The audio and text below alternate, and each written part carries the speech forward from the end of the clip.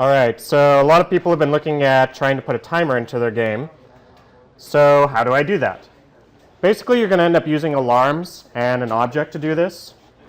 So I'm actually going to create an invisible object, which is going to be my timer that I'm going to use in this game. So I'm going to create an object.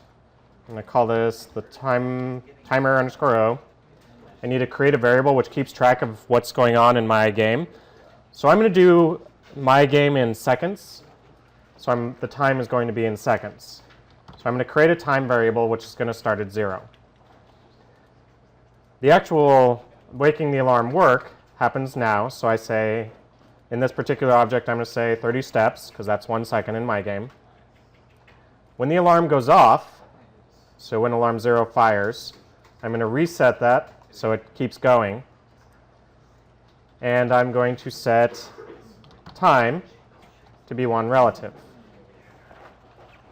So I set the time object or the time variable to 0 initially, set the alarm 0 to 30, reset it when it actually fires, and add 1 to this. Now at the moment, this isn't actually going to show up in my room, and even if I actually put it in my room, it's still not going to show anything. So what I'd like to do is make it so it actually draws that variable on the screen. So I'm actually going to give this guy a draw event, and it's going to use this tan draw variable. So I'm going to draw variable time. I could put it at like 30, 30, but if I have a view, that's not going to work out very well. What I probably would like to do is make sure that it stays within my view. It turns out that the left side of the view is called view _ xView. If you look it up, you'll find that out. So that is the left side of the view wherever the view is as it's following you.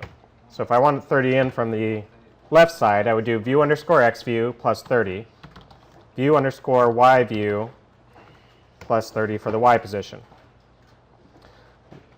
Make sure you spell views correctly, i.e., for both of those. Otherwise, you will get an error. So if I throw this timer in the room,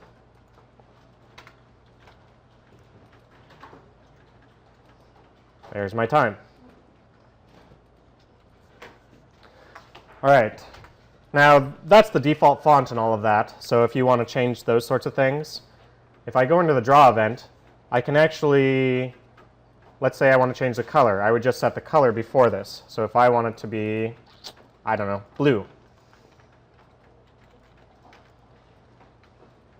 When I run it, this will now be in blue. If I want it to be a different font size, I actually have to create a font for this to work. So that's the 2 little T's up here, create a font.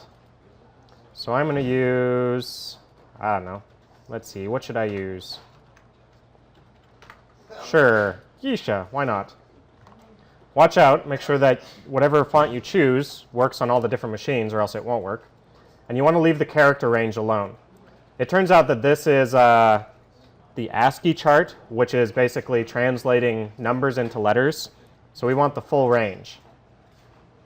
So if I make this bold, make it that font, and then in the draw event, just before I set the color and drawing this thing, I'm going to set the font to be the one that I just created. There we go. Now it's actually drawing in that font.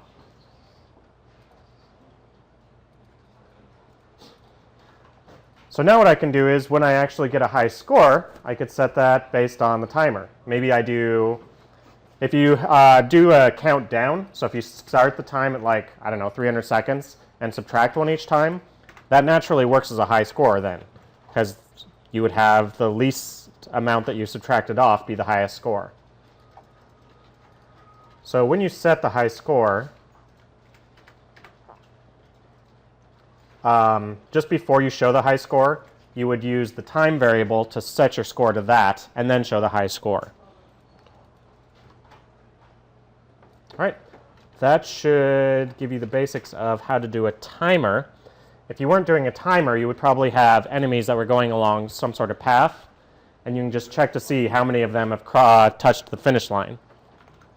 So you'd create an object, possibly visible, possibly invisible, that the enemy cars collide with. Check to see which ones have collided, and that's your place as far as your car goes.